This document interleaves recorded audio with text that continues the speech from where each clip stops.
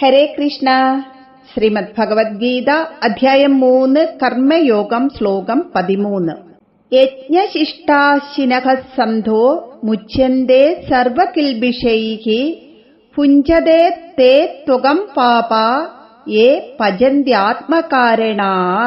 യജ്ഞശിഷ്ടാശിനഃ സന്ധോ മുച്യന്തേ സർവകിൽബിഷൈഃ ഭുഞ്ജതേ തേ ത്വകം പാപാ യേ പചന്ത്യാത്മകാരണാത്. ഭഗവാൻ പറയുകയാണ്, യജ്ഞത്തിൽ ശേഷിക്കുന്ന ഭോജ്യങ്ങൾ ഭക്ഷിക്കുന്ന സജ്ജനങ്ങൾ സകല പാപങ്ങളിൽ നിന്നും മുക്തനായി ഭവിക്കുന്നു. അവനവന്റെ ഉദരപൂരണം മാത്രം ലക്ഷ്യമാക്കിക്കൊണ്ട് ആഹാരം പാകം ചെയ്യുന്ന പാപികൾ പാപത്തിന്റെ മാത്രം ഭോക്താക്കളാകുന്നു. അതായത് നമ്മള് എന്ത് ഭക്ഷണം ഉണ്ടാക്കിയാലും അത് ഈശ്വരാർപ്പണമായി ചെയ്യുക. നമ്മൾ ഉണ്ടാക്കുന്ന ഭക്ഷണത്തിന്റെ ഒരു ഭാഗം ഭഗവാന് സമർപ്പിച്ചിട്ട് വേണം നമ്മൾ കഴിക്കുവാനായിട്ട്. അതുപോലെ പക്ഷിമൃഗാദികൾക്കും വിശന്നു വരുന്നവനും കൊടുത്തിട്ട് വേണം നമ്മൾ ഭക്ഷിക്കുവാനായിട്ട്. ഹരേ കൃഷ്ണ.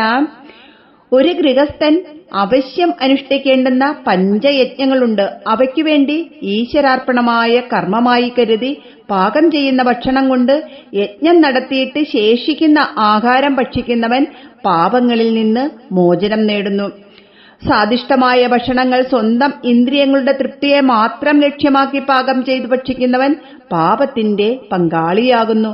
ആ ഭക്ഷണം വിഷമയമാകുന്നു. ഇവിടെ യജ്ഞമെന്ന പദം വേദവിഹിതമായ യജ്ഞകർമ്മങ്ങളെ മാത്രം പറയുന്നതല്ല. ആത്മസാക്ഷാത്കാരം എന്ന മഹത്തായ ലക്ഷ്യം മുൻനിർത്തി സർവത്ര ഈശ്വരബുദ്ധിയോടെ നിർവഹിക്കപ്പെടുന്ന സ്വധർമാനുഷ്ഠാനം യജ്ഞമാകുന്നു.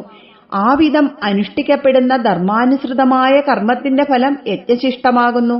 അത് ഈശ്വരവിഹിതമാണെന്നുള്ള വിചാരത്തോടെ ആസക്തിയോ വിദ്വേഷമോ കൂടാതെ സ്വീകരിക്കുന്നവർ കിൽബിഷങ്ങളിൽ നിന്ന് മുക്തരാകുന്നു. ഇവിടെ കിൽബിഷം എന്ന പദം പാപപുണ്യങ്ങളെയാണ് കുറിക്കുന്നത്.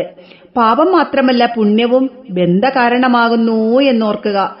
സ്വാർത്ഥലാഭം ലക്ഷ്യമാക്കി അനുഷ്ഠിക്കുന്ന സത്കർമ്മത്തിന് വല്ല പുണ്യഫലവുമുണ്ടെങ്കിൽ അത് അഹങ്കാരം, മതം, മമത, മാത്സര്യം മുതലായവ കൊണ്ട് ദൂഷിതമായി പാപസമാനമാകുന്നു. ആ പുണ്യഫലങ്ങളുടെ നേർക്കുള്ള മമത പുനർജന്മത്തിന് നിദാനമായിത്തീരുന്നു. അനന്തമായ ജീവിത ലക്ഷ്യങ്ങളുള്ള അജ്ഞാനികൾ ഈശ്വരബുദ്ധി വെടിഞ്ഞ് ഫലാസക്തിയോടെ അനുഷ്ഠിക്കുന്ന കർമ്മങ്ങൾ അധാർമികവും പാപഫലപ്രദവുമാകുന്നു. അവരുടെ ഭേദബുദ്ധി സമൂഹത്തിന്റെ അധപ്പതനത്തിനുകൂടി ഹേതുവായിത്തീരുന്നു.